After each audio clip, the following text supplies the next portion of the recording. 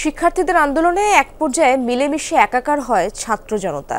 রিকশা চালক, দিনমজুর, শ্রমিক, শিক্ষক, আইনজীবী, প্রবাসী, ব্যবসায়ী, এমনকি বেকার সবাই নেমেছিলেন রাস্তায়। সোচ্চার হয়েছিলেন সামাজিক মাধ্যমে। জনতার পক্ষে দাঁড়ান সেনা সদস্যরাও, মাঠে নামেন সাবেক কর্মকর্তারা। আর আওয়ামী লীগের শাসনামল জুড়ে নির্যাতনের শিকার রাজনৈতিক দলগুলো হয়ে উঠেছিল আন্দোলনের অভিজ্ঞ ঢাল। 6 মাস পর তাদের কথা শুনেছেন আখলাকুস সাফা। অ্যান্টিঅক্সিডেন্ট ও ফ্লেভোনয়েড সমৃদ্ধ ফ্রেশ প্রিমিয়াম টি এক কাপে কাঁপিয়ে দিন। রিকশার পাটাতনে ঝুলে আছে মাথায় পতাকা বাঁধা তরুণ কলেজ ছাত্র গোলাম নাফিস। প্রতিবাদীর বুলেট বিদ্ধ দেহ নিয়ে হাসপাতাল থেকে হাসপাতালে ছুটেছেন একজন রিকশা চালক। শেষমেশ আর প্রাণে বাঁচাতে পারেননি নাফিসকে। সেই রিকশা চালক নূর মোহাম্মদ। অভ্যুত্থানের 6 মাসে মানুষের এত দাবি আর অবরোধ দেখে বিরক্ত তিনি। এতদিন পাবলিক কইছিল, বুবার মুখে তালা মারা দিছিল, এর এটা লাগবো আর এটা লাগবো, কিন্তু তো তোমার তো আসল মূল কথা কইতে না, আমার পাতিলে ভাত শেষ, দাবির কোনো শেষ নাই।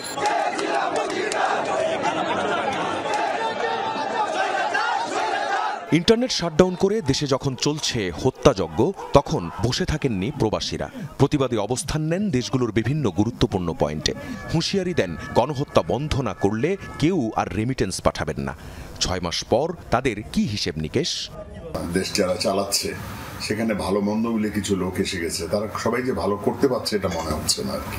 প্রশাসনকে আপনার দিল্লি সাজান, আইন ব্যবস্থাকে দিল্লি সাজান, যেন মানুষ দেশে আইনের শাসন পায়, প্রশাসন যেন দেশের জন্য কাজ করে এবং দেশ যেন শান্তি শৃঙ্খলা ফিরে পায়। আন্দোলনকারীদের ওপর যখন নির্মম গুলিবর্ষণ, তখন জনতাকে রক্ষায় সামনে এগিয়ে আসেন কিছু সেনা সদস্য। কারফিউ ভেঙে নেমে আসেন সাবেক সেনা কর্মকর্তারাও। তাদেরই একজন অবসরপ্রাপ্ত মেজর জেনারেল ডক্টর মনিরুল ইসলাম আকন্দ। সেনাপ্রধান, মাননীয় সেনাপ্রধান জেনারেল ওয়াকারুজ্জামান 3 তারিখে যখন দরবারে ইয়াং অফিসাররা ওনাকে বললেন যে আমি কাকে গুলি করব, আমার ভাইরা তো ওদিকে দাঁড়ানো, তখনই উনি সিদ্ধান্ত নিলেন যে সেনাবাহিনী will not open fire on our nation, will be with the population. এবং অবসরপ্রাপ্ত সেনা কর্মকর্তারা যেভাবে মিছিল করলো, এটা আসলে পুরো দেশকে একটা শক্তি দিয়েছে। অভ্যুত্থান পরবর্তী 6 মাসে কি তার বিশ্লেষণ? মনে করি যার কাজ তাকে করতে হবে। পুলিশের কাজ সেনাবাহিনী পারবে না, সেনাবাহিনীর কাজ পুলিশ পারবে না, ইন্টারিম গভর্নমেন্টের কাজ পলিটিক্যাল গভর্নমেন্ট পারবে না, পলিটিক্যাল গভর্নমেন্টের কাজ ইন্টারিম গভর্নমেন্ট পারবে না। নিরাপত্তা সিচুয়েশন, সিকিউরিটি সিচুয়েশন ঠিক করতে হবে। এখনও দোসররা অ্যাক্টিভ, ষড়যন্ত্র হচ্ছে। আমাদেরকে শক্ত হস্তে আমাদেরকে বা দেশবাসীর নিরাপত্তা নিশ্চিত করতে হবে। শেখ হাসিনার রাজনৈতিক রোষানলের শিকার ডান, বাম, মধ্যম বা ইসলামপন্থী দলগুলো এখন রাজনীতিতে সক্রিয়।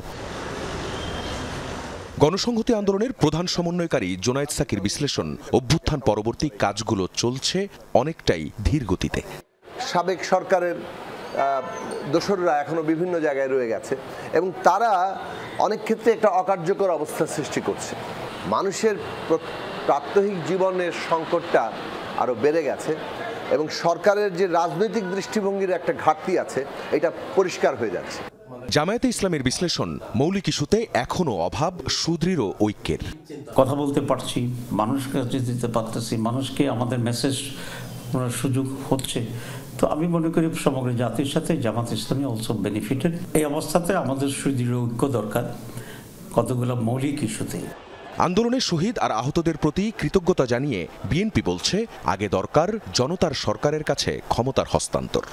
অন্তর্বর্তীকালীন সময়ের জন্য একটা সরকার চালিয়ে জনগণের কাছে ক্ষমতা হস্তান্তর করে তারা বিদায় নেবে, এটা সরকারও চায়, আমরাও চাই, জনগণও চায়।